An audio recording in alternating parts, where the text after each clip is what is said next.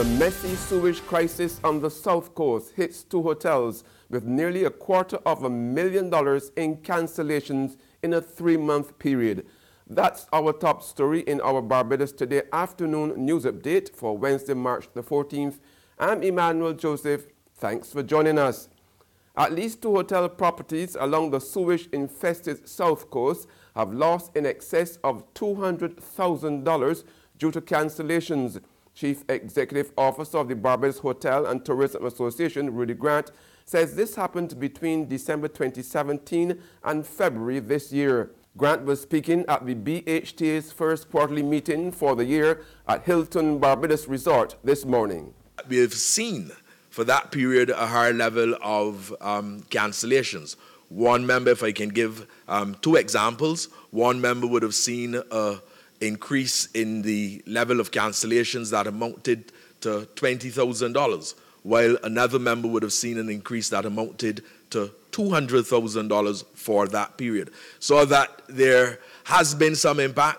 I give you the assurance that we will be continuing our discussions with the Barbados Water Authority and the other entities to facilitate compensation for our members with respect to the loss of revenue that those members would have experienced as a result of the South Coast Sewage plant issues.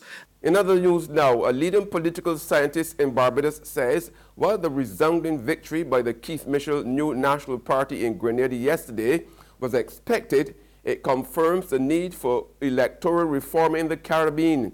Head of the Department of Government, Sociology and Social Work at the Cayfield campus of the University of the West Indies, Dr. Tennyson Joseph, complained this morning that even though the defeated main opposition National Democratic Congress received a sizable portion of the national vote, it still did not gain any seats. Preliminary results gave the NNP of Prime Minister Mitchell all 15 seats in the House of Assembly, with a total of 33,786 votes, and the NDC of Nazimburg 23,243. The leader of the opposition has some powers in relation to appointments in the Senate and so forth.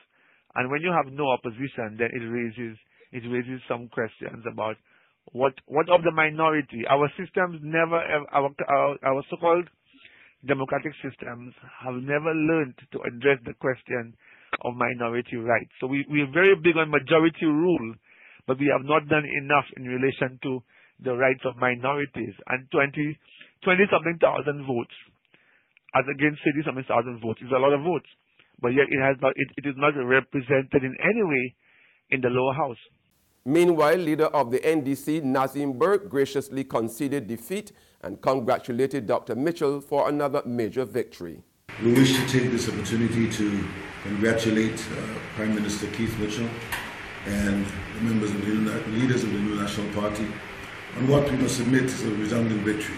Yes, it was a very long and hard campaign in which we put forward our vision for Grenada, for Grenada's development, and for the governance of Grenada, ideas that we thought would find favor with the electorate. Unfortunately, this was not the case. And so all that we can say is that we accept the verdict of the people. We congratulate the Prime Minister. We take the opportunity, of course, to say to... A Canada-based professor of sociology has branded Barbados as a country with economic prisoners. University of the Western Ontario professor of sociology and social science, Anton Alahar, told a lunchtime lecture at the Cayfield campus of the UWI yesterday that people condemn Venezuela for having political prisoners, but downplay the economic prisoners in Barbados. I see the poor in our system as the economic prisoners of capitalism, and that the obsession with political prisoners here, there, and everywhere, and so we don't even mention that we have political prisoners, we in the West, in the secret prisons, that we have Abu Ghraib, and we have Guantanamo, and so on and so forth. But we do bad things, but that's only because we're trying to fight against people who are worse than we are. The economic prisoners in Barbados, the economic prisoners more widely in the world, people like Haiti, the poorest country in the Western Hemisphere, they have economic prisoners of an economic system called capitalism. There's regional and international news after this short break.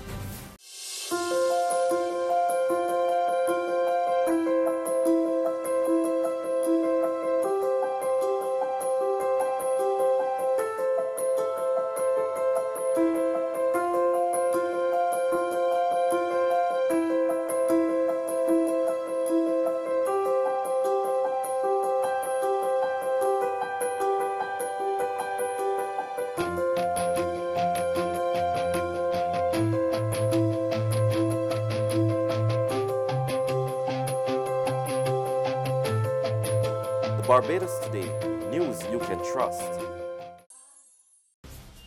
Welcome back with other news from the region now. The Antigua and Barbuda Labour Party is advising the public and the groups officially observing the general elections that Observer Radio has been censoring paid advertisements by the ABLP by refusing to carry them without any explanation. The party said that today it was informed by email that Observer Radio would not air an ad that says, "Giselle, ugly little liars." The party also said its billboard ad was also banned. However, the ABLP noted that no explanation was given for refusing to carry any of these paid advertisements. And on the international scene, UK Prime Minister Theresa May this morning announced a series of measures against Moscow, including the expulsion of 23 Russian diplomats. The UK will expel 23 Russian diplomats in retaliation for a nerve agent attack on a former Russian double agent on British soil. That's according to British Prime Minister Theresa May, who said the diplomats have been identified as undeclared intelligence officers. They have just 1 week to leave. This will be the single biggest expulsion for over 30 years, and it reflects the fact that this is not the first time that the Russian state has acted against our country. Through these expulsions, we will fundamentally degrade Russian intelligence capability in the UK for years to come. High-level bilateral communications with Moscow will also be suspended, she said. One impact of that will be no British ministers or members of the royal family at the World Cup in Russia later this year. Russian state assets will also be frozen, May said, if there is evidence that they may be used to harm the life or property of UK nationals or residents. The measures are a response to the poisoning of Sergei Skripal and his daughter Yulia. They were found unconscious on a bench in the quiet English city of Salisbury on March the 4th and remain in a critical condition. Meanwhile, Moscow has shrugged off London's decision not to send British ministers and royals to Russia's World Cup over the nerve agent attack on a former double agent. That's news, but for the very latest, visit our website at www.barbadostoday.bb. You can also subscribe to our e-paper, email updates, or like us on Facebook. We are also on Izumi Media in bus terminals, as well as screenplay at supermarkets and gas stations near you. You can also hear us on Mix 96.9 FM. I'm Emmanuel Joseph. Have a fantastic day.